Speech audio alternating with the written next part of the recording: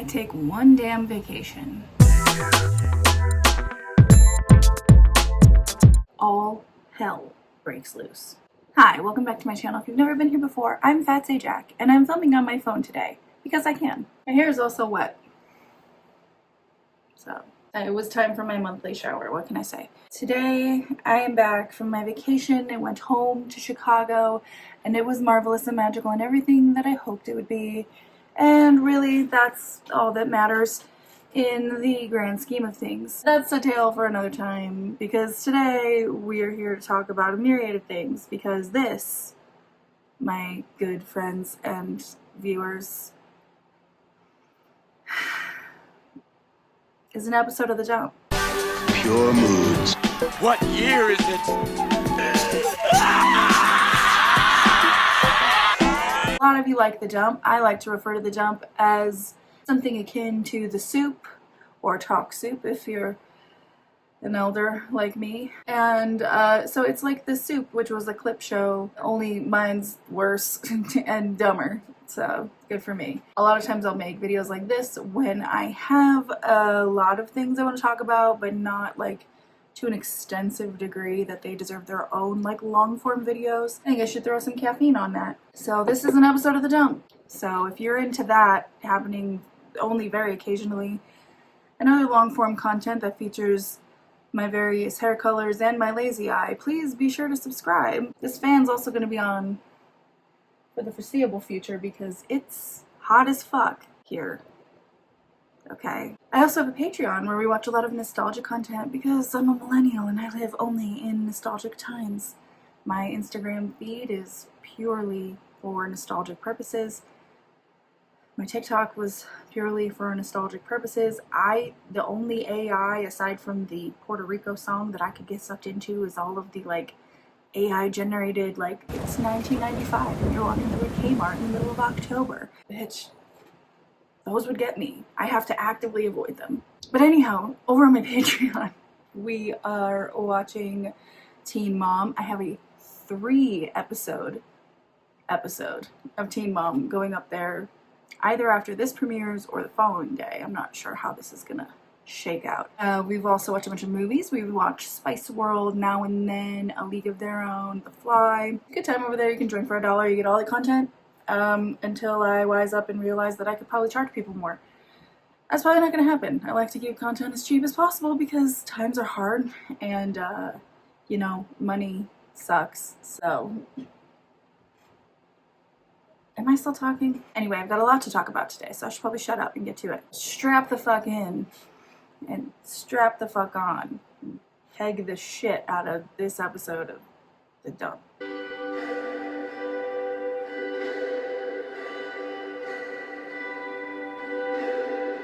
Colleen, I'm not a groomer, I'm just a loser. Ballinger found a house to move into for her and her 3 children finally, so cool. They've been nomading it up for the past couple months under like this mysterious shroud of like, I'll explain it all eventually, and to my knowledge I don't think she has quite yet.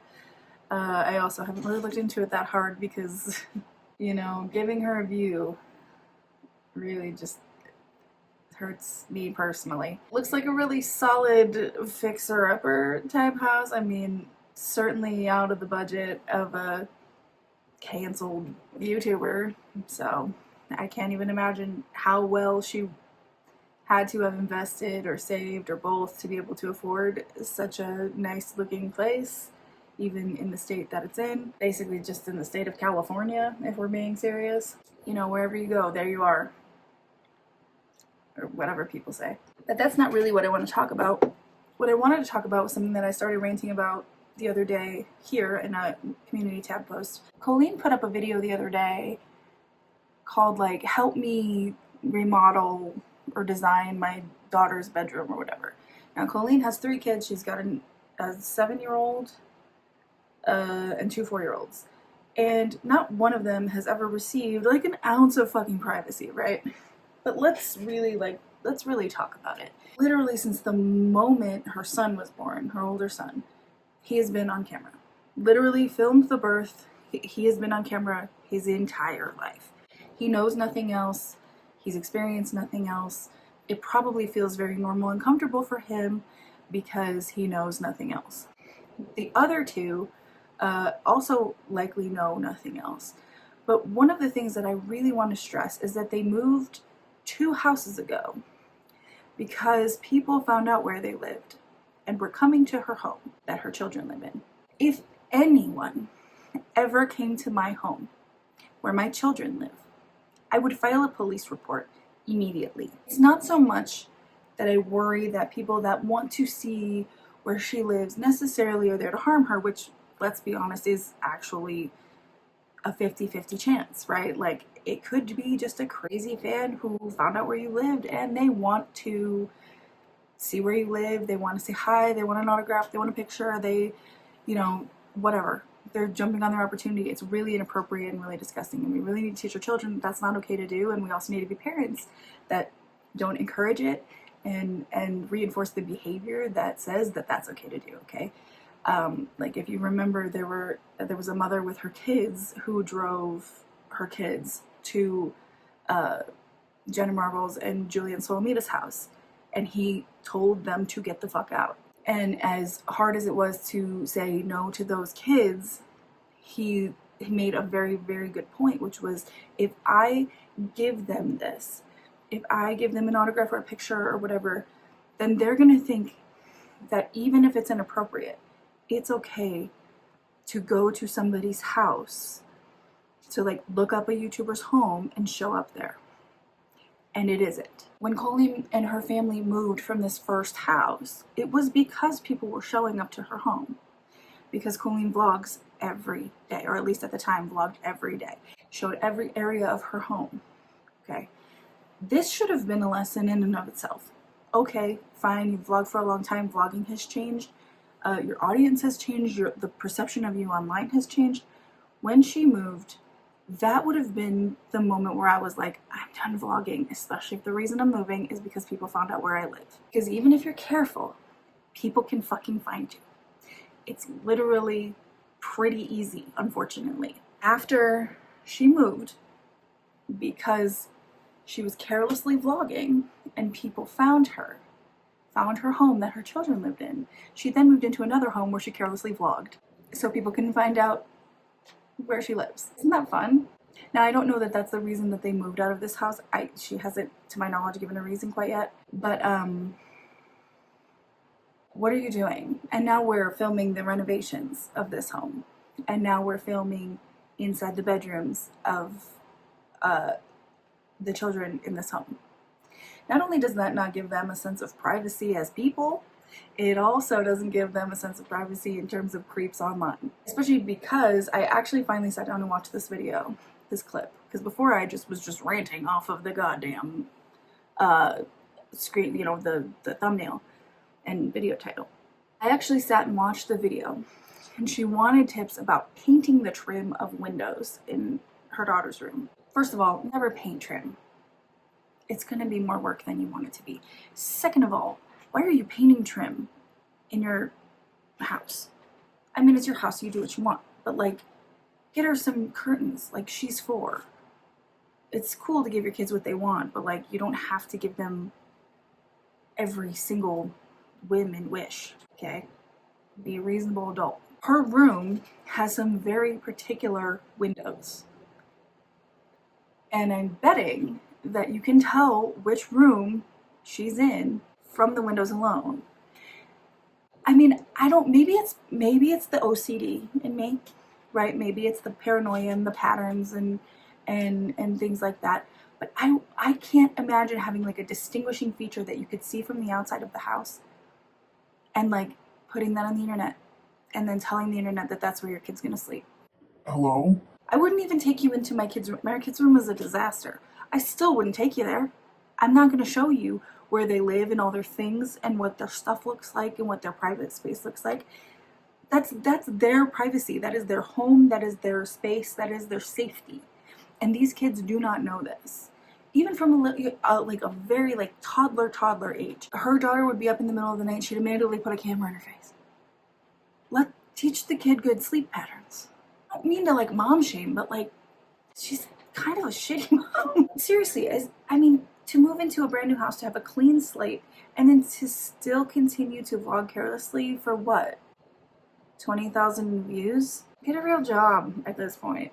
And truthfully, if you go through her content, if you go through the videos on her channel, you will see that the videos with her kids in the thumbnails and the titles are the ones that do the best views-wise. And if you do remember, a few years ago, Colleen was really pissed that they were changing the comments and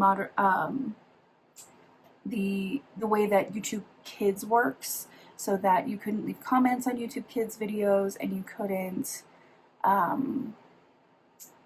monetize certain things. And she was pissed because her rationale was like, oh, if a predator is going to find a kid on YouTube, they're going to find them regardless. Why are you taking this money away from me? By the way, Miranda Sings was never on YouTube Kids, according to her, so I'm not sure what she cares. But anyway, that was her justification for being pissed off, was that if predators were going to find kids on YouTube, they were going to find them anyway.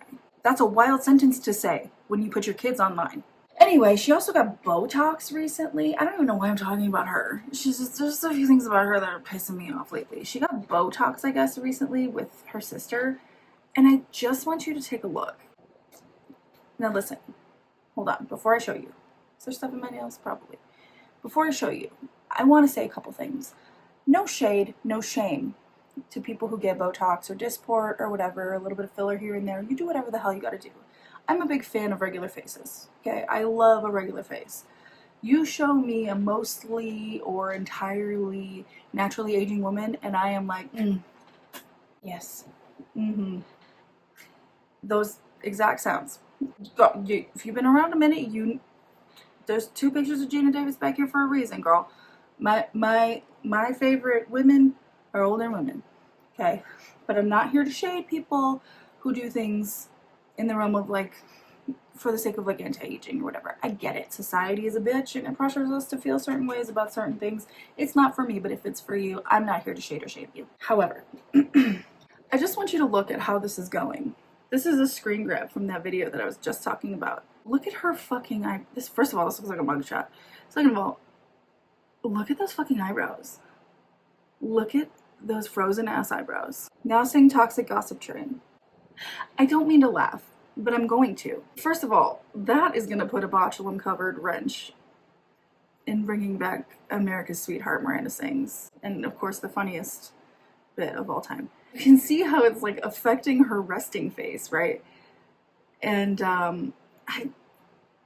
maybe try Botoxing your content or your morals. I don't fucking know. Drink some water. I can't. It's just when people like her who like clearly don't really take care. Look, I'm not the epitome of health, okay? But like when people like this like don't really take care of themselves, you know, like. Her diet is trash from what she shows the vlog, or at least what she used to. It doesn't seem like she's ever had a sip of water in her life. Like, her sleep schedule is admittedly all fucked up. Like, she's only about to be 40. Like, Jesus, girl. Like, I don't know. Whatever. Get your Botox, get your Dysport. You do whatever the fuck you gotta do. But I just think she looks silly. She's also said that she really loves live streaming now, which just goes to show that even sending lingerie to a teenager at the time and being canceled for that in part and parcel with everything else absolutely is proof positive that Colleen Ballinger has never met self-awareness in her life or remorse, because clearly she really doesn't think she's ever done anything wrong. Same book, same page. I just think I've lost the ability to read. Moving on. Take a minute. Take it in. Michaela Nogueira is still self-serving, sometimes weird hair situation. Get ready with me for divorce court. A new man and his twin still blacking out and spending more money than most of us make in a year. For the summer, this is everything. And this is so freaking cute. I'm very girly pop in the summer, So when I saw this, I got some clothes at Louis Vuitton. I absolutely love shoes, and I found some really good ones. First, these are definitely my favorite shoe purchase. I love flats, specifically the Miu Miu flats, and these were just the perfect like summer dressy shoe. It's giving don't fucking come near me. I about lost my mind. But it's recently come to light that her ex Cody is like a freaking nut job. Listen.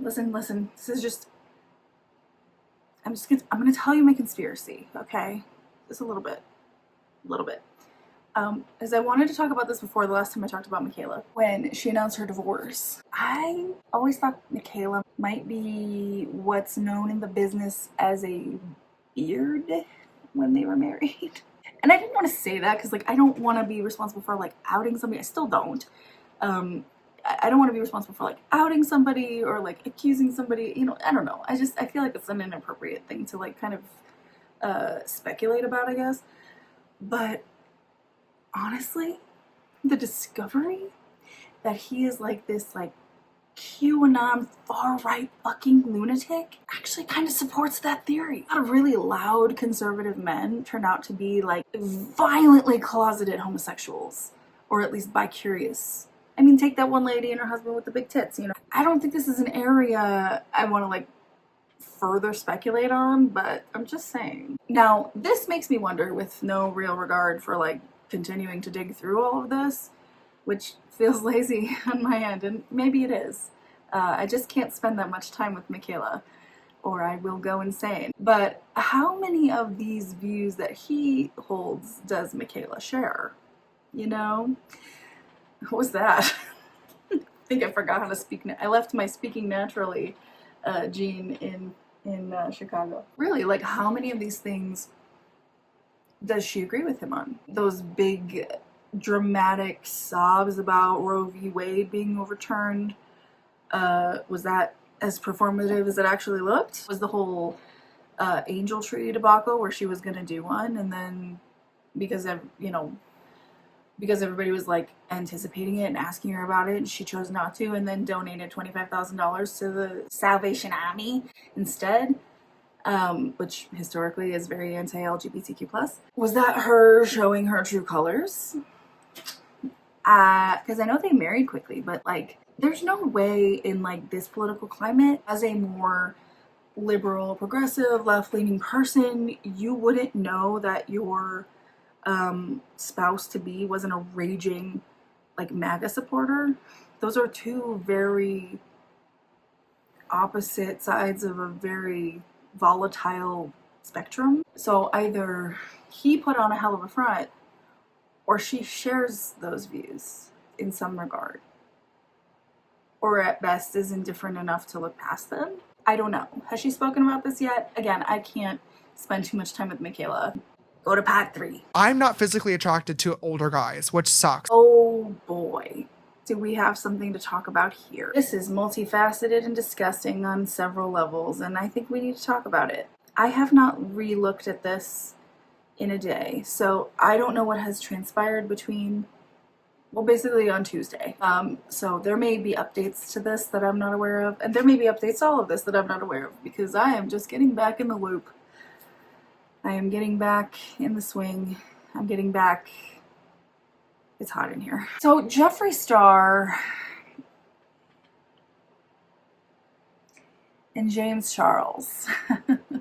Need I say more? Unfortunately, I must. Turns out, looks like James Charles' victim, Ethan Rhett, who we've spoken about here before. Ethan was, how would you say, approached in a sexual way, in an inappropriate way, by the one and only predator, well, not the only predator, but one of the most infamous YouTube predators, James Dickinson. And by the way, I don't know that I've ever addressed this, but I'm gonna address it now. And I want this to be really clear. I want you to hear me when I say this. I was the person who started calling James Charles Jimmy Chuck. This was years ago. I think I have said this. I've ranted about this so many times in private. I don't know if I've ever said it publicly. I started that years ago. I don't like people taking credit for things I've done, unless they were bad, in which case you can have it. Calling him Jimmy Chuck for like 5 years. Show me the motherfucker who stole that from me, and I'll show you my angry face. Anyway, that's not what this is about. So James Charles was very inappropriate with Ethan Rhett. Ethan shared a bunch of information. I will link that video for you if you are unaware. But Ethan was 14 at the time. I do believe he's 19 now. I've heard 19 and 20, but I do believe 19 is correct. And turns out that Jeffree Star is now hooking up with Ethan Rhett. And I have a lot of things to say, and none of them are good. First of all, I am sickened by both Jeffree Star and James Charles. Okay. There's also another person I'm sickened with in this story, and we'll get to him in a second. What a wild fucking thing to do. I have so many words and yet like no words at the same time. Because like, why are you hooking up with the victim of your like arch nemesis? If anyone had ever like dated James Charles because he was in any way inherently likable or attractive or charismatic or interesting or into men that are over 18, like I could see being petty as fuck and like inviting out one of his exes and hooking up with one of his exes. Okay, that's catty and cunty and fine. But like, I mean, still makes you a shitty person, but like, you are already a shitty person. You're Jeffree Star. My throat relax for a second. Oh, I'm sorry. Let my esophagus like say good morning to my chat. I know, I was just so like excited. My whole thing is like, this isn't like that. This is taking a victim of a crime, of a victim of James Charles, and then turning it into an opportunity for the public to talk about it, for James to see it, and to just be a bad person. A lot of people are pointing out the fact that Ethan is 19 and Jeffree is 40, I believe he's 40 or 41. Okay, yes, that's an age. I have less problems with the age gap than other people do, and maybe that's just me, because I feel like every 19-year-old millennial dated like a 30 to 40-year-old man at some point, regardless of their gender. I sure did. I dated a 30-year-old when I was 19. I hooked up with a man in his late 40s when I was 22, 23. You know, I mean, shit happens. Age gaps happen. It's how we learn. I mean, appropriate adults consenting age gaps. Is it super appropriate? No, probably not.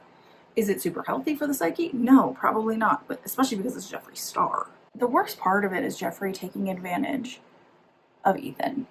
And I don't blame Ethan for this, right? I don't. Because I think he's being mean to dumb down his decision making or make him seem, or infantilize him, I guess. I don't mean to infantilize him. When I say that, I do think that he is being manipulated. Because Jeffree Star notoriously hates James Charles. And this whole thing is derived from that. And Ethan is just having a good time, and Jeffree will discard him if he hasn't already. And if he hasn't, he wants to use Ethan as arm candy and a way to get at James. It's a power move. It's disgusting. It's manipulating a victim of James Charles for his own personal gain, and it's gross. And I think it was the only person I've really watched talk about this so far was Peter Mon, and I think Peter said Jeffree's always so boastful. I really liked this point, that Jeffree's always so boastful about how sought after he is, especially by like straight men on the DL and all that shit, and how they're all looking to hook up with him, and oh my god, you wouldn't believe the celebrities and the athletes and his DMs and trying to hook up with him. Then why aren't you just going to do that? Why are we involving Ethan? Because that's absolutely fucking disgusting. Not that Ethan's disgusting. Not that he's undesirable or should feel any type of like shame or not go out and have a good time or enjoy himself, but truly he has been stunted in a way by what happened to him with James Charles. And that's a fact. I mean, those things do damage to your psyche, especially because the first time he came out about these allegations, he was run off the internet. Even when he talks about it still, or when the last he talked about it, there were still people defending James Charles against him. So as a kid, which he still is, very, I'm 40, so they're all kids to me. But like, as a kid, that does something to your psyche. And the other person I want to talk about in terms of this conversation is Rich Lux, who is notoriously back to be the biggest shit from a butt commentator that exists on any platform. And Rich, you can listen to this one, but you can kindly stay out of my Instagram DMs. I don't want to find you in there again. Good luck with all that. Rich Lux chose to frame this as Jeffree Star stealing James Charles' boyfriend, basically, as like the one that got away. Again, I'd like to remind you that Ethan Rhett was 14 at the time. Take a minute, take it in. Jeffree Star hooked up with Ethan Rhett. Here's the proof right here. You can zoom in and see. You can see here that's Jeffree Star. If I move a little bit, you can see Jeffree Star's hand. That's Jeffree Star's house. And that's Ethan Rhett shirtless.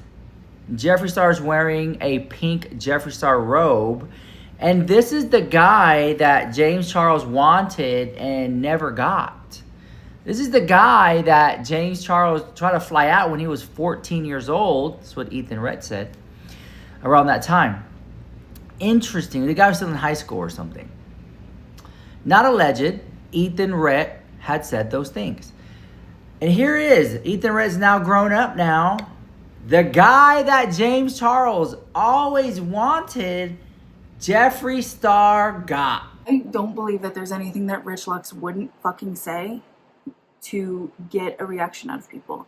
What a fucking disgusting thing to say. Ethan was a child being propositioned by a grown man with a history of sexting minors. What a fucking stain on this community you are, Rich.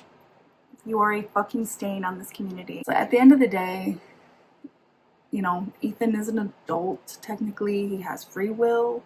He can choose to be around whomever he wants and hook up with whoever he wants, date whoever he wants. But I do feel like a lot of this is predicated on the damage incurred by having been pursued by James Charles when he was a child. And I think it's just vile that these two men are using him as a pawn in a way.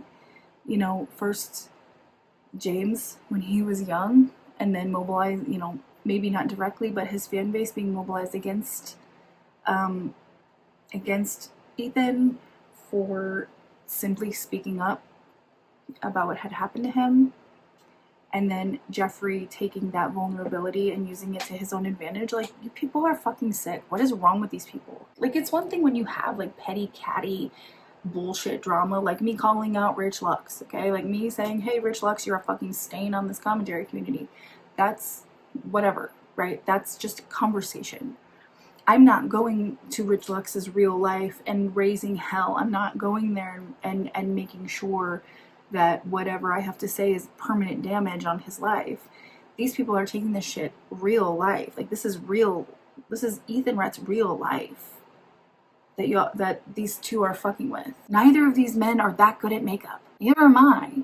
But I'm not fucking up anybody's life. I got one more thing to say and then we're gonna get out of here. A handful of you have asked me to follow up on the Jen Dent and Adam McIntyre situation, and I'm not really going to, and here's why. I do apologize if you feel disappointed by my lack of furthering the conversation, but I don't think I have anything to add to the conversation. Everything that's been said about it has been said. The truth of the matter is that I do feel like furthering this conversation, which is never going to go anywhere and is never going to be resolved unless Jen and Adam actually sit down and like resolve it themselves.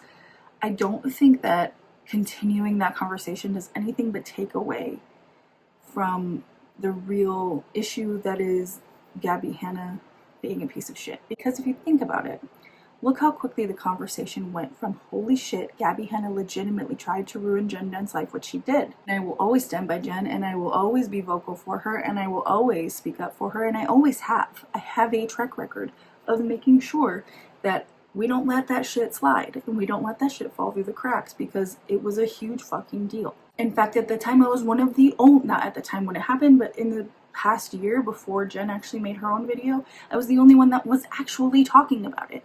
When Gabby Hanna came back, I was the only one that was actually talking about it. The thing is I can't, my furthering of that conversation is not going to change anything.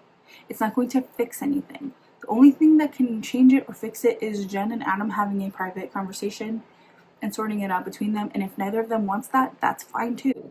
Because how quickly did the conversation go from, which is I think what I was just about to say, how quickly the conversation went from holy shit, Gabby Hanna paid fans to ruin Jen's life, essentially, to so-and-so is too emotional, so-and-so said this wrong, so-and-so is angry, is this, is that. The only thing I'll add to the conversation is this. You know, I think we need to keep our eye on the fact that Gabby Hanna is a piece of shit. I think that's what we need to talk about. I think that's the conversation that needs to be had. I do think the larger conversation about fandoms also needs to be had. But I don't think my opinion on the discourse around what's going on with Jen and Adam is going to change much. I don't think I'm going to tell you anything that you haven't heard or any opinions that you haven't heard. And if it becomes something real, you know, that I feel like I need to speak on, I will. And I'm sorry if that disappoints you, but unfortunately, like, I can't just force myself to have like a long-winded video about something that I don't feel like I can add anything productive to the conversation about.